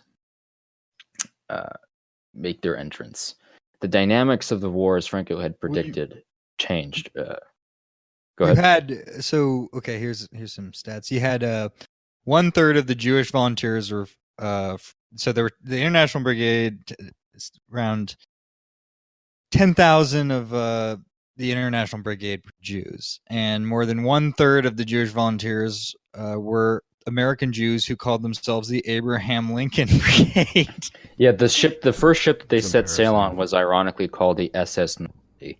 Yeah, right. And then you had a Jewish communist contingent from Poland that was called the Naftali Botwin Jewish Company. And then there was a subdivision of that was called the Dombrowski Brigade. And so you have like some of the prominent Jews who were murdering Spanish Christians. You had Liba Lazarich Feldman, which was who was chief of Soviet security in the Spanish Civil War. I supervised the murdering of Catholic priests and nuns. Milton Wolf. Is this revenge for the Inquisition? I mean, let's just be honest here. Probably. Like, what are they doing? You had Rabbi Hyman Katz, an American rabbi who joined the International Brigade to fight Spanish Christian fascists. Abraham Oshereff, American Jewish communist. Oleg Nus, Yiddish poet. The commander, as I was saying, this is what I meant by they weren't given like necessarily command of the already present Spanish Republican forces, but they had their own sort of ranks. And so the commander of that Jewish communist Polish company was a Jew named Yannick Barvinsky. I mean, I could go on and on. And do you know how they were had German connected? Jewish communists like Kurt Julius Goldenstein, more New York Jews like Leon Rosenthal, who was Stalin's propaganda agent in Spain. You had the Jewish Russian ambassador Moses Rosenberg. He was the so-called Russian ambassador to Madrid, and he was the one responsible for rigging Spanish Parliament elections and making sure that Jewish Bolsheviks got in 1936. Were they given any nudge from the Soviet Union or? Oh, of course, the Soviet Union was the common turn. This entire thing. The entirety of the international brigades were organized by the Comintern, mostly based out of France. And this is something I'm going to get into next week, but the genuine strand of Spanish anarchism, Spanish leftism that predated Marxism in Spain got into serious conflicts with the Moscow-controlled, Jewish Bolshevik-controlled factions, because Stalin didn't care about a vague leftist victory, socialist leftist victory. It had, even if it was internationalist in the sense of like the POM, internationalist Trotskyite types, because it had to be Stalinist. You see a pattern in various Stalinist machinations that I've talked about in the past, that it's not so much in service of communism, it's in service of Moscow. not communism as an independent idea. No, it's if it's internationalist, it has to be internationalist as in step with Moscow. And so, again, I'll do this more next week, but in George Orwell's memoirs, because George Orwell did go to fight in Spain, fought a couple different militias, the POUM and I forget the acronym for the more hardcore anarchist militia. He fought for them as well.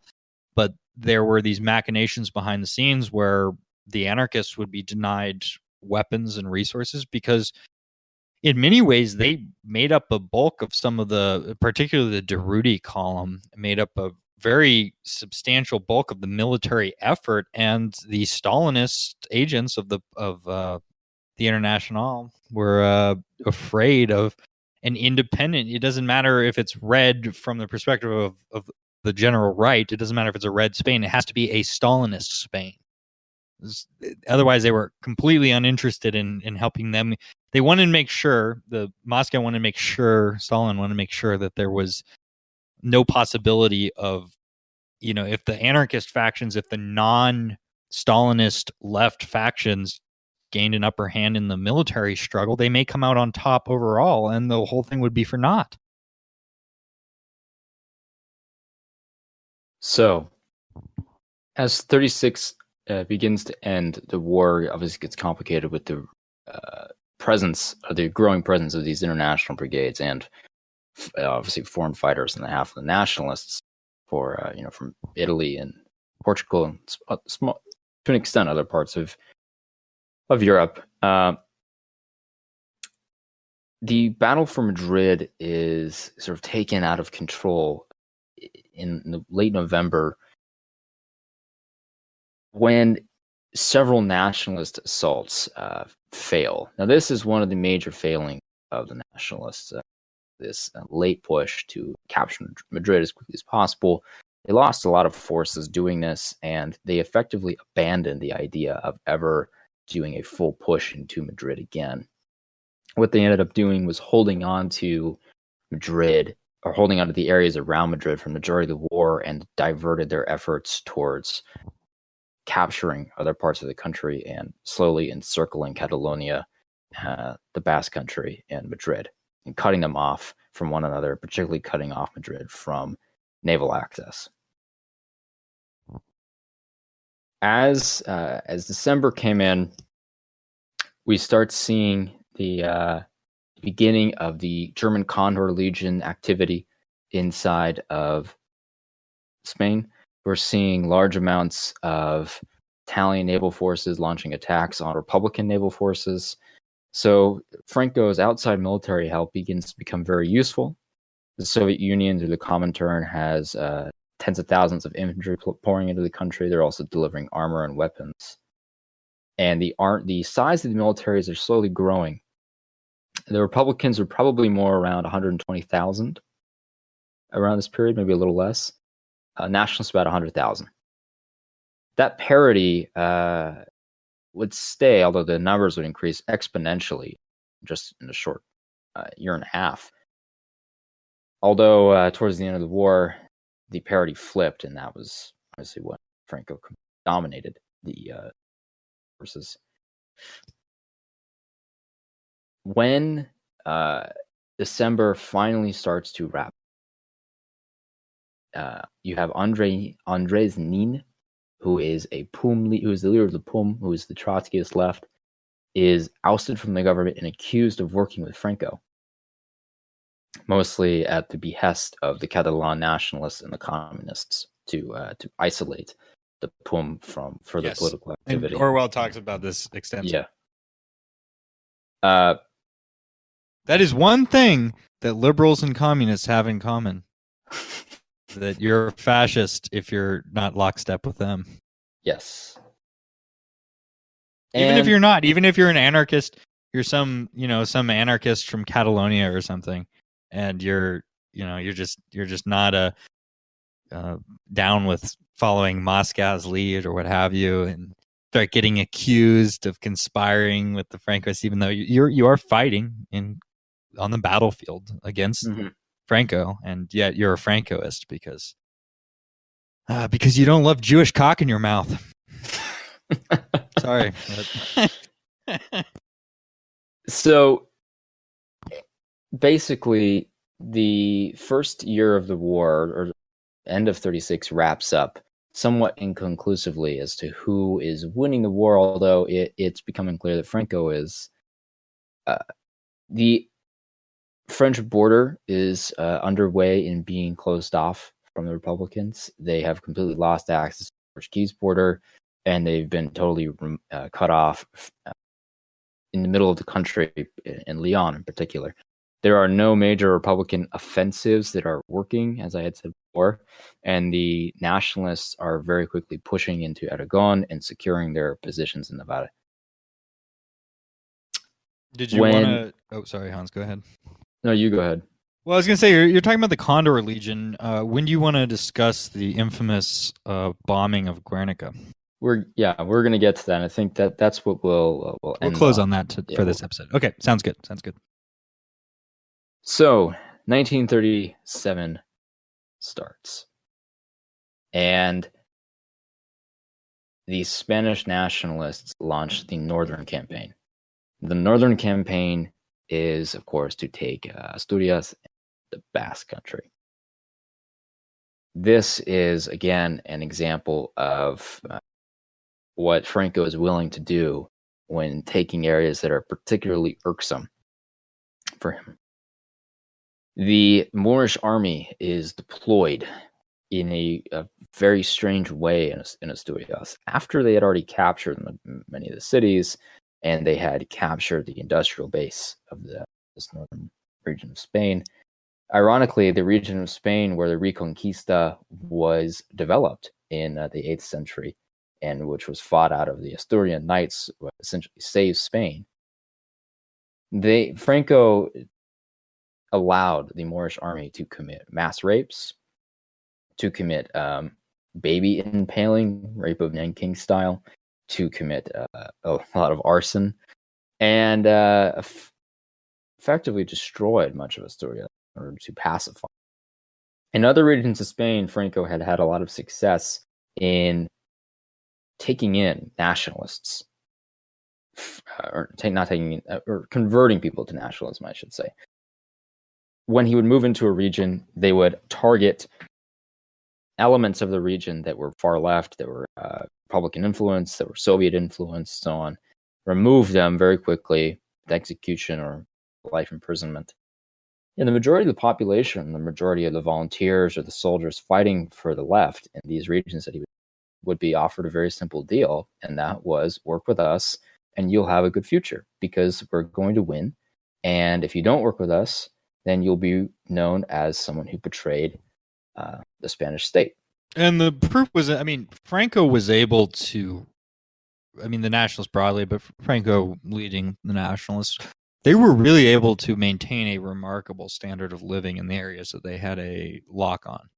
Right. The Republican living standards had declined precipitously because Franco targeted first the industrial heart and northern farming heartlands, then went after the mineral ores in the far north and also further industrial heartlands, and had started sweeping through and using old economic structures that had worked very well in the development of the Spanish South, although there's a lot of inequality definitely ingrained into the system. It worked well in production and keeping people well fed before the left started harboring for more equal distribution of the land. The estates model had worked. It had worked. And so Franco reinstituted it. And from then on, his side, despite only having real association with some rogue business types in the U.S. and very limited association with the Third Reich and extensive association with two somewhat poor countries, Portugal and Italy, they managed to maintain great living standards. This financial support from inside Spain largely came from places like Bilbao, the banking elite amongst there. That makes sense. And they were trying to have him throw out many of the leftists who were surrounding Bilbao, I'm guessing. Yes, and before that, like the Falange was sort of trying to contend with how to get financing, and what you may call economic leftism of the Falange did, of course, make that somewhat difficult until they started to really get worried that there would be some sort of serious upheaval from the revolutionary left. And then they were willing to bite the pill. Franco himself, I don't have the quote on hand, but maybe we'll get into this a little more next time. But just the way in which Franco absorbed sort of the legacy, the post-war legacy, the way in which Franco absorbed elements of the Falange and didn't really stay true to the ideals, because that wasn't really his nature. He was much more of a pragmatist, just trying to keep order in Spain, of which he did, to his absolute credit, did achieve that until his death. But he himself said, again, I don't have the quote right on hand, but he said something along the lines of he would in fact like to see that there were fewer poor and fewer rich in Spain. So he did have some sympathies towards a more distributist, you might say, social program. Yeah. I mean, the FET, which to your point that like when you're saying that the old system worked, well, yeah, it did work, but it also it produced some pretty obscene inequalities. Right. I mean, the FET had a lot of elements of the Falangist corporatism, and it also just the corporatism that Theta under Robles had tried to develop. Yes, ingrained into it. So there was that political element of you could call it Spanish distributism.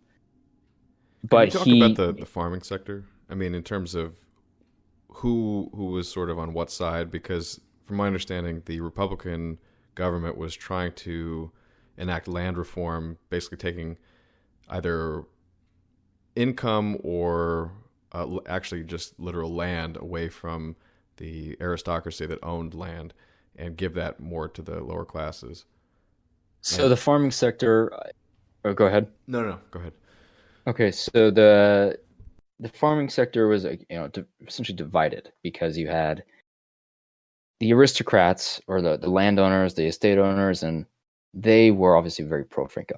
There were some very limited examples of ones that pro Republican government, center left, sympathizing ones who, I guess out of altruism, supported that government. The land collectivization never actually went that well. The Republican government had to take it very slow, just as Lenin learned when he took over the Soviet Union and tried to make massive economic changes very quickly. The tenuous balance of the agricultural sector was thrown into upheaval. So the Republican government had to renege on its promises, but continued to indulge them in speeches and in the rhetoric and the propaganda. So this led to a lot of anger amongst the actual laborers, the farmhands, the working class in the agricultural sectors, particularly, again, in the south, the southern heartland of New Castile and Andalusia. These people were on their own side, I would say. Most of them were interested in anarcho-syndicalism or in more just general center socialist politics. Well, they provided a good, I mean, in Castile in particular, I mean, that's where Redondo was from, if you remember. He was the sugar beet farmer agitator from Castile, and these were like ultra Catholic people. There is so right. So there's the reason not a lot of them went full PUM or full communist or Bolshevik was that there was a heavy Catholic agent. And same within Navarra in northern Spain. Navarra was that is a different type of rural class, I should say. There's very different elements. That was the Carlist stronghold. Yeah, Andalusians and Navarrans have a very different history and a very different development of social structure and things for hundreds of years. This is, again, like to answer like Adam's question, the winning ticket was the Falange, ideologically speaking. I mean, there's a lot of what ifs here, but had Jose Antonio not been killed, and I mean, Franco would have probably ended up having problems with him, assuming Franco still emerged at the top as he probably would have because he commanded the Army of Africa. There would have been issues with there, just like there were inevitably issues in the post-war regime with some of the more diehard idealistic phalangists.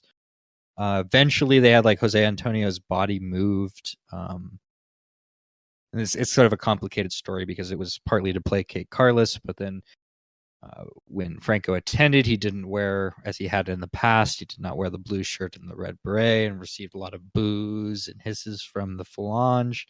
I mean, that was what they were trying to do. They were trying to address the modernist question of, you're industrializing and you're trying to do this in a way where the peasantry and the workers can engage in indulge in the benefits as well. But at the same, so that was the appeal of the left. That's why it had this big leftist movement, is that there was noticeable economic inequalities and there was a lot of appeal. Yet Spain was, as I mentioned earlier, such a traditionalist oriented European country that it, just like Hitler found, it was, look, we can have socialism and you don't have to hate Germany. Well, you can have socialism, you don't have to hate the church, and you don't have to hate Spain. Nor do you have to hate nor do you have to give up your regional identities. That's why it was the winning ticket. It was integralist. It wanted to take these disparate parts and allow for social justice to take root without being under the sway of the Red Menace. If the Spanish left had not developed such an adversarial relationship with the church in Spain, they very well could have had much more support amongst the southern rural population. At that point, though, it's like, what does the left even mean? Because that's what the Phalange was. You know what I mean? It's like, what leftism do you need? It's like we've hit these boxes of we're going to do economic reforms and we're going to integrate into a modern state, and yet you can maintain regional identities. And I mean, this was, like I said, it's a winning ticket for Spain. I mean, it would have been I think, my opinion, the best program would be that of the Phalange.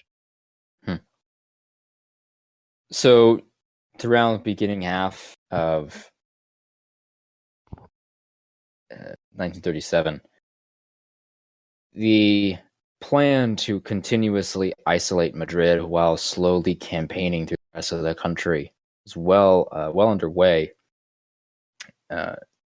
Small amounts of attacks have begun to pour over into Aragon from the nationalists in Navarra.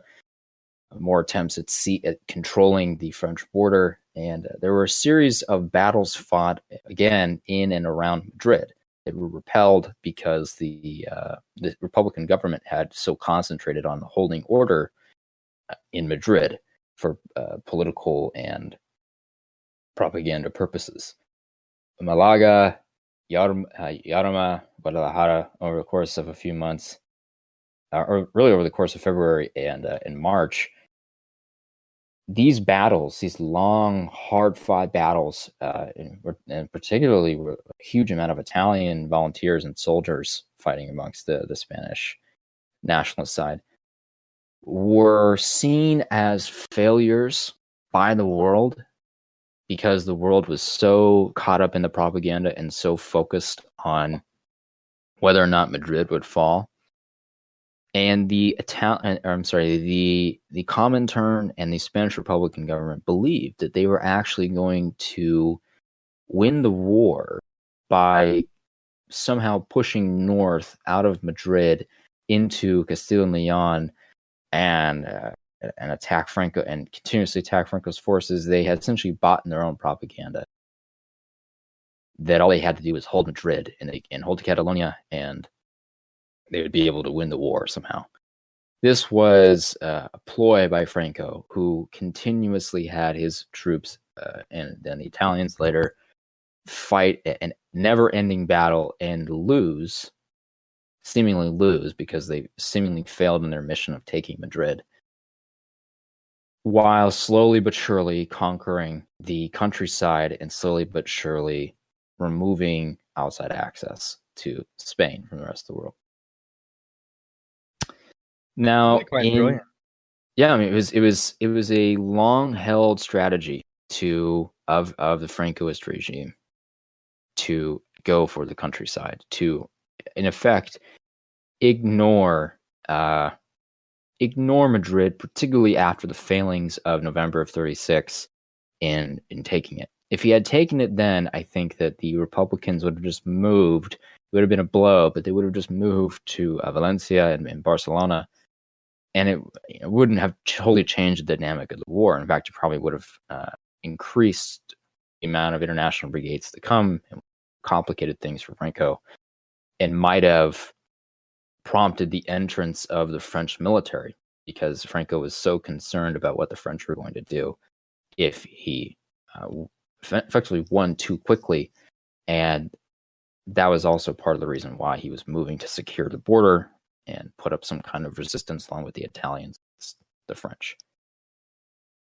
And I had forgotten to mention this earlier, but the French were in a very similar situation themselves, and the French government was encouraging implicitly encouraging many of their leftist elements, their far left elements, to go to Spain and fight, because they wanted those people out of the country.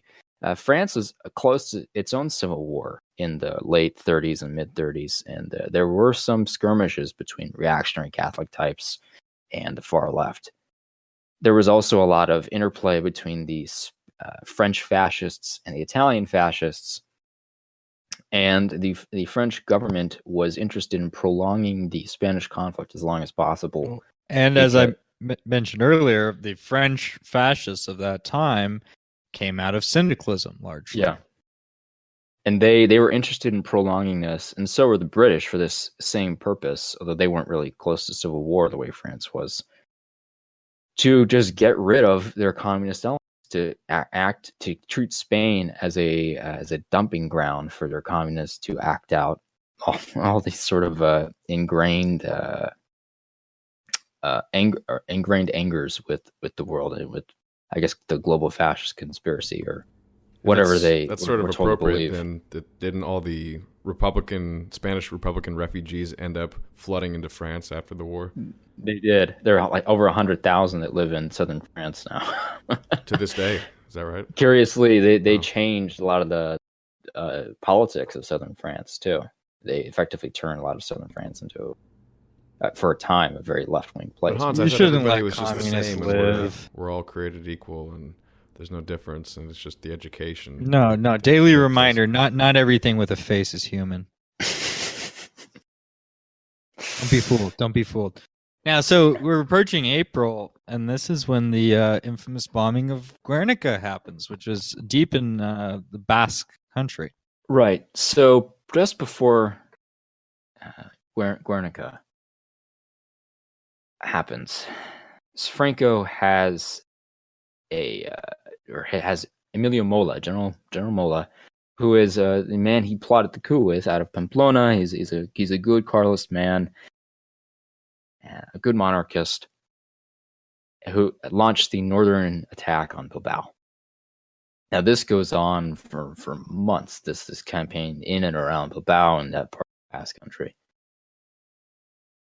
This is actually where Mola dies later on, curiously enough. But in this battle for the Basque country, Franco encountered a lot of heavily armed and heavily fortified Basque positions. And beyond that, it was unclear, it was very murky.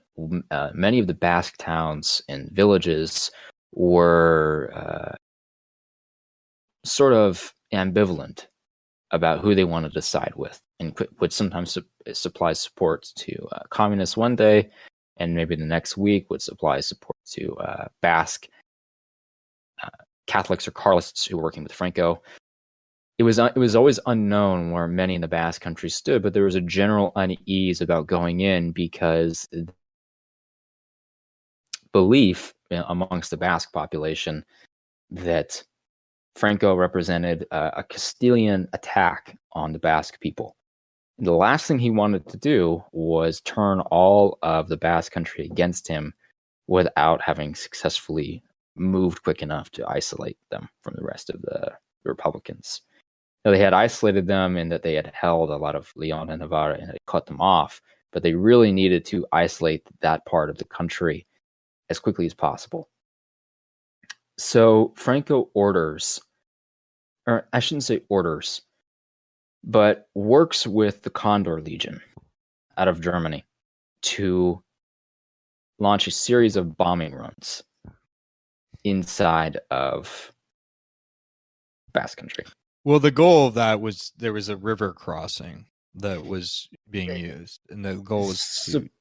Yeah, I mean, it's sort of in this case the Spartacus International, whatever talking point might be right, that Franco was purposefully working towards some kind of massive shock and awe attack. No, I have to. There's a lot of war propaganda about this.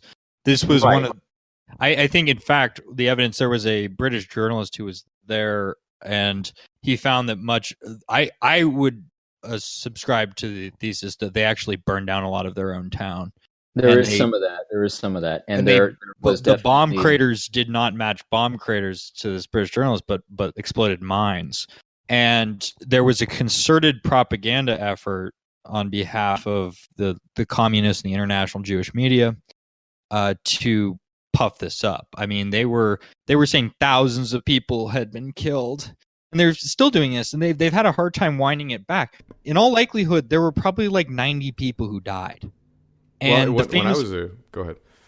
The famous Picasso painting was not even about Guernica. This was something he had painted. He had sketches for already. It was likely a painting of some kind of bullfight in his typical it doesn't really style. Look like a bombing. It's a bunch of horses and this abstract triangular junk, and which is a style I never really liked. As a side note, but as a young man going through whenever they taught this to me, it was always cited. About the horrors of fascism, and they point to this picture. But I was just looking at the numbers, and there were at most 1,600 people killed. Not even close. Right, that's the high end of the estimate. But compared to Dresden, which is at the low end, there's 20,000, and the high end is like 500,000 people killed. Yeah, and not only they that, never teach you about that in American education. And what else they didn't explain is why. So there's a list that was put out in the international media from particularly a communist newspaper that happened right after. There was a list of the names of the few people injured in the attack. Well, were there lists in London? Were there lists in Tokyo? Were there lists in Dresden?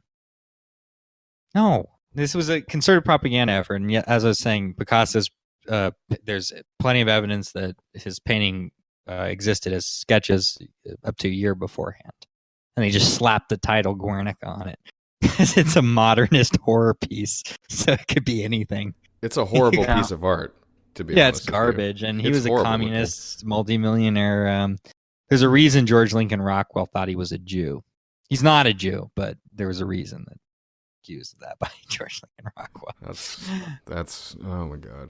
But no, I mean the estimates. I mean it's just pure war propaganda garbage. I believe David Irving went there in the 60s, examined the birth and death registers and everything. I mean he came up with 98.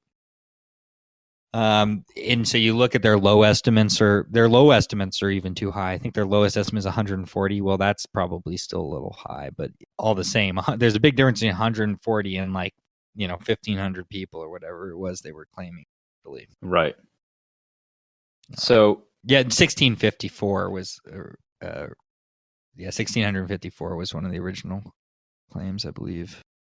Yeah, what Guernica represented to the propaganda war was huge, because suddenly Adolf Hitler and Franco are seen as murderous psychopaths who are intent on beating up not only political minorities that in I guess the mind of the rest of the world, the Spanish left, but the poor Basque villagers who just had no idea, were not involved in this conflict, were totally neutral, didn't want anything to do with it.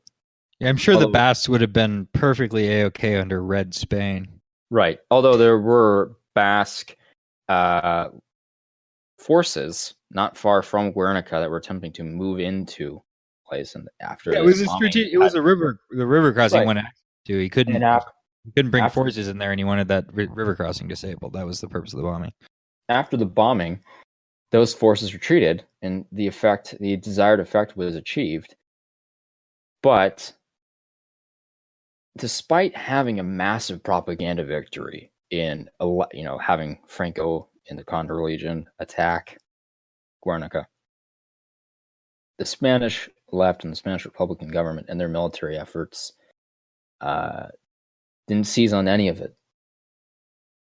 Guernica was the turning point of the war two ways. One, the Spanish left became obsessed with the propaganda battle and became obsessed with pushing back into the Basque Country, even though it was not strategically viable to do so. And it marked a turning point for the nationalist war efforts, because despite the huge publicity collapse that they suffered, the Spanish left was about to do several very stupid things internally that would secure their fate as the losers of the Spanish Civil War. And it all starts just a week later when the Spanish left decides to start having their own forces, their own volunteers, executed en masse in Barcelona.